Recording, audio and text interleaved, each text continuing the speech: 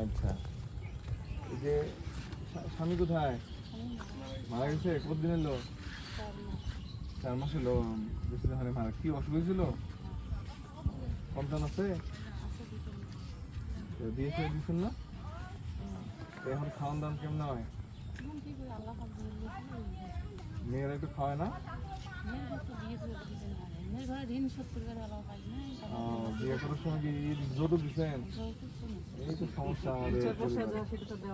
শুনেন, আপনাদের বলি, এই যে আপনাদের, আমার একটা মেয়ে আছে বুঝছেন, আপনাদের অনেকে মেয়ে আছে, আছে না? ওই যে মেয়ে পালা কষ্ট না ছেলে পালা কষ্ট, বলেন তো?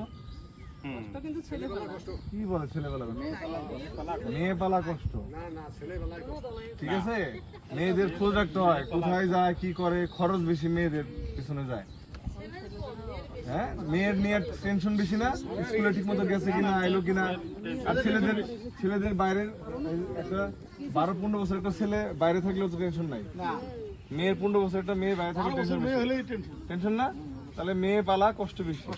তাহলে এই এত কষ্ট করে মেয়ে পালা পরে ওই মেয়ে বিয়ে দেওয়ার সময় এই যৌতুক কেন দেওয়া লাগে বলেন তো? আর যৌতুক তো ভিক্ষা আমার কাছে মনে হয়। আপনাদের শুনতে খারাপ লাগলো, আমার কাছে বলি, হ্যাঁ, আমাদের ইসলাম ধর্মে যৌতুক হারাম।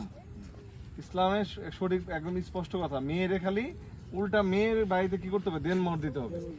এবং বলা হয়েছে ওয়ালিমা, ওয়ালিমা কারা করবে বলেন তো? ওয়ালিমা বুঝেন চাচা? ওয়ালিমা মানে হচ্ছে খাওয়ান দাওয়ান, মানে সমাজে যে একটা মেয়ের বিয়ে হলো মানুষজন জানতে হইব না? তো জানতে হইলে কি করতে? ওয়ালিমা করতে। যে না হলে তো জানলো না ওই মুখে মেয়ের যে বিয়ে হয়েছে, তাহলে জানাইতে হবে না সমাজকে। এইদের বলে ওয়ালিমা করবে শুধু ছেলের বাড়ির মানুষ।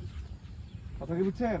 ধর্মে আছে যে ছেলের বাড়ির মানুষ একটা ছোট আয়োজন করবে যাতে মানুষজন জানে যে অমুকের ছেলে অমুকের মেয়ের সাথে বিয়ে হয়েছে। কিন্তু আমরা কি মেয়ের বাড়ির উপর প্রেশার দিই যে না, তোমার বাড়িতে আমরা ছেলের পক্ষ যাবো, 50 জন 100 জন না খাওয়াইতে হবো, ঠিক না? এটা তো ঠিক না, বুঝতে পারছেন? আর দ্বিতীয় বিষয় হচ্ছে এই যে প্রেশার করে যে আমরা যৌতুক নেই, আমি তো বলি এটা ভিক্ষা নেওয়া। দয়া করে আপনাদের যাদের মেয়ে আছে যৌতুক দিবেন না, যারা আপনাদের যাদের ছেলে আছে দয়া করে ভিক্ষাটা নিবেন না। মেয়ে কেন, মেয়ে কি মানুষ না? মেয়ে যদি মানুষ ভাবতে হবে, তাই না? আমার নিয়ে যাক, এক কথার মধ্যে আরেক কথা আসলাম। তো নদী তো প্রত্যেক বছর এরকম পানি ওঠে, তাই না?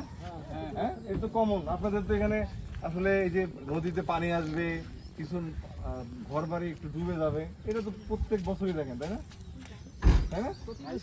ওই যে কিছু বাড়ি ঘর একটু ডুবে গেছে, এরা কি নৌকা ছাড়া তো উপায় নেই, তাই না? নৌকা নিয়ে যাওয়া হচ্ছে, কিন্তু এদের এরা প্রত্যেকের বাড়িতে নৌকা আছে নাকি? তো আপনারা বললেন এই চাচি এই এলাকার মধ্যে আছে, আমরা একটা এই যে দিলাম, অনেক ওজন কিন্তু চাচি নিতে পারবেন? চাল ডাল চিরা মুড়ি, সরি মুড়ি নাই, চিরা আছে, ঘরে তো বুঝতে চাচি নিতে পারবেন, আমি তো জানি অনেক ওজন কিন্তু। হ্যাঁ, শরীর লোক ঠিক আছে, তাহলে ভালো থাকেন আপনারা।